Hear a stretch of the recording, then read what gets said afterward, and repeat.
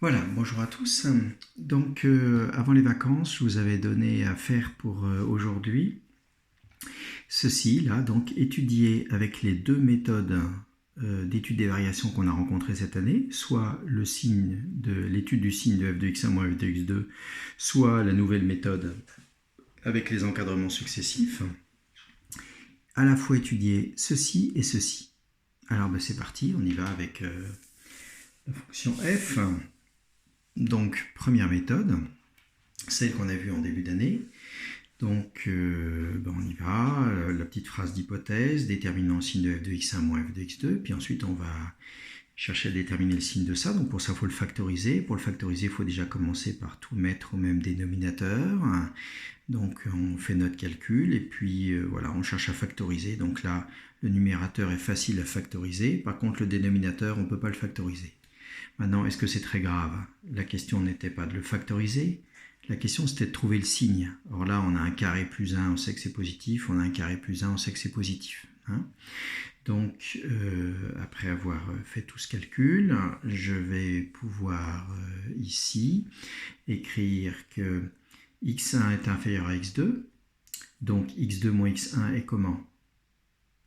Comment je passe de là à là? Je retranche x1 de chaque côté. Ça me fait donc que x2 moins x1 va être plus grand que x1 moins x1, c'est-à-dire 0. Ok? Et puis là, j'ai deux nombres qui sont négatifs, donc leur somme va être négative. Elle va être strictement négative ou elle va être négative ou nulle? Alors à partir du moment où lui ne peut pas être nul, la somme ne peut pas être nulle, donc c'est strictement négatif. Bon, d'autre part, un carré est toujours positif ou nul, donc 1 carré plus 1, c'est strictement supérieur à 0, et puis pareil ici. Alors bilan. Bilan, lui, il est positif. Lui, il est négatif. Et les deux, là, ils sont tous les deux positifs. Donc tout ça, c'est de quel signe? C'est négatif. Or tout ça, c'était égal à quoi? C'était égal à f de x1 moins f de x2. Donc bilan, je peux écrire f de x1 moins f de x2 est négatif. Ce qui veut dire que f de x1 est plus petit que f de x2. J'étais parti de x1 plus petit que x2, là. J'aboutis aux images qui sont dans le même ordre. Si les images sont dans le même ordre, ça veut dire que f est strictement croissante sur R-. Voilà, donc avec la première méthode, on sait faire, c'est pas très facile, mais on y arrive. Deuxième méthode, c'est parti. Donc celle des encadrements successifs. On part de la même phrase d'hypothèse et on va essayer de prendre les carrés.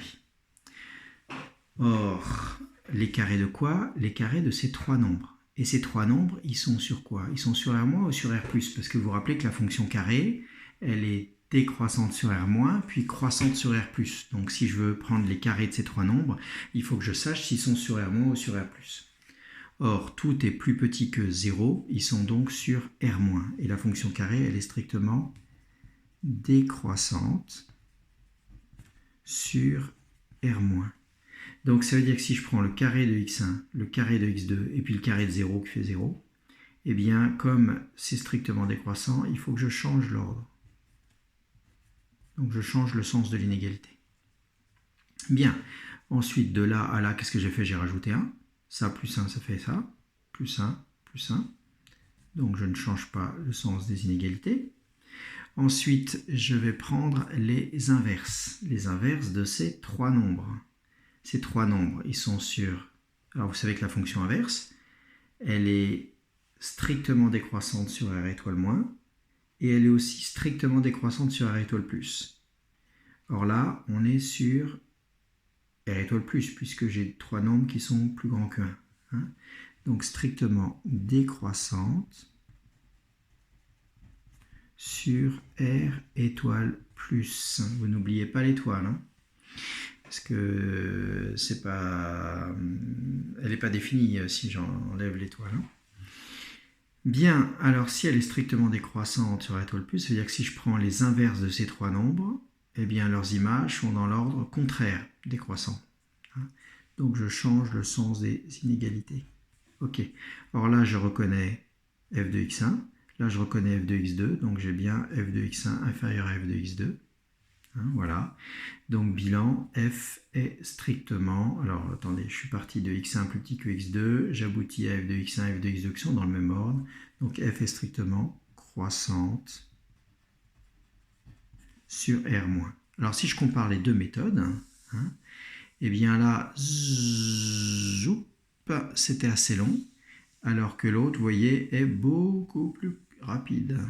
D'accord? Puis avec des calculs moins compliqués. Alors, il faut bien piger le système. Il faut comprendre pourquoi c'est R- là, pourquoi c'est R étoile plus là, pourquoi décroissant. Enfin, faut bien avoir compris la méthode, mais elle est rapide, cette méthode. Hein. Donc, plus un point pour la nouvelle méthode dans le cadre de l'étude de cette fonction-là. Hein. On va maintenant à nouveau comparer ces deux méthodes avec une autre fonction qui s'appelait G. Donc je pars de... Donc là je suis sur R+, donc j'ai ma petite phrase d'hypothèse, voilà.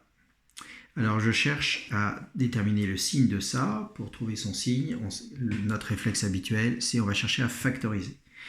Donc pour factoriser la différence entre deux quotients, il faut déjà que je mette tout au même dénominateur, il y a une simplification, hop, j'arrive à un truc qui est pas si mal, j'ai ça.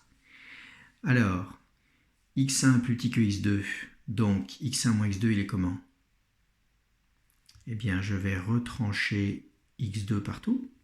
Ça fait x1 moins x2 qui va être inférieur à x2 moins x2, c'est-à-dire à 0. Et puis x1, d'après les hypothèses, est positif, donc x1 plus 1 va être strictement supérieur à 0. x2 plus 1 va être strictement supérieur à 0. Hein. Très bien, donc bilan. Ça, c'est négatif. Et puis les deux là, ils sont positifs. D'accord? Donc l'ensemble va être négatif. Donc g de x1 moins g de x2 est négatif. Donc g de x1 est inférieur à g de x2. Donc je suis parti de x1 plus petit que x2. J'aboutis à g de x1 plus petit que g de x2. J'ai gardé l'ordre. Donc la fonction est strictement croissante. Parfait, donc on y arrive toujours avec notre méthode de début d'année, hein, enfin de milieu d'année plutôt.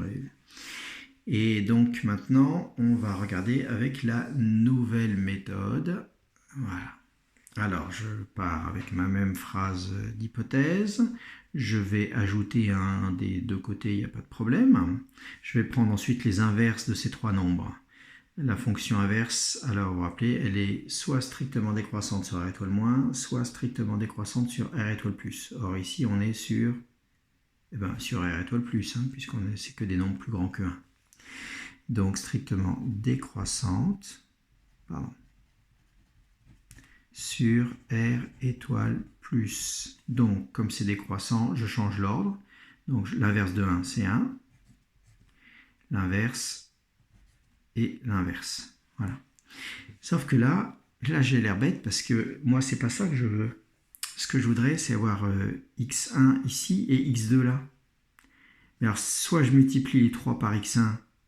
Dans ce cas-là, là, j'ai ce qu'il faut, mais là, j'ai x1 sur x2 plus 1, c'est pas ce que je veux. Soit je multiplie les 3 par x2, et là, j'ai ce que je veux, mais pas là. Là, on est un peu coincé, hein. On est même complètement coincé. Donc, cette deuxième méthode, ici, ne marche pas de façon simple. Il faudrait transformer l'écriture de x. Hein. Donc, voilà. Donc, on est bien content quand même de connaître notre première méthode. Elle est souvent plus lourde dans les calculs, mais elle permet de faire des choses que la nouvelle méthode ne permet pas de faire. Mais on est content de connaître cette nouvelle méthode parce que elle est souvent plus rapide que la première, et puis avec des calculs moins lourds. Hein. Voilà, alors ce que vous pouvez retenir, en fait, c'est ceci. Le problème, vous voyez, ici, x n'apparaît qu'une seule fois dans l'expression. Donc il n'y a pas eu de problème, j'ai pu utiliser les deux méthodes. Par contre, ici, x apparaît 2 fois. Et c'est pour ça que j'ai eu un problème. Donc si x apparaît plusieurs fois dans l'écriture de f de x, soit on étudie le signe de f de x1 moins f de x2, c'est-à-dire qu'on garde l'ancienne méthode, soit il faut transformer l'écriture de f de x pour pouvoir utiliser ma nouvelle méthode. Par exemple, ici, on pourrait dire que ça fait 1 sur x plus 1 sur x, c'est-à-dire 1 sur, alors x sur x plus 1 sur x, c'est-à-dire 1 plus 1 sur x. Voilà, donc on pourrait par exemple étudier, comparer x1, x2, ensuite comparer 1 sur x1 et 1 sur x2, ensuite rajouter 1 et ensuite à nouveau prendre l'inverse. Voilà, on pourrait certainement s'en sortir quand même avec cette méthode, mais c'est plus compliqué. Hein, voilà. Donc retenez bien, si x apparaît plusieurs fois, on choisit plutôt l'ancienne méthode. Ou alors on transforme l'écriture de f de x pour que x n'apparaisse qu'une seule fois. Voilà, merci, à très bientôt.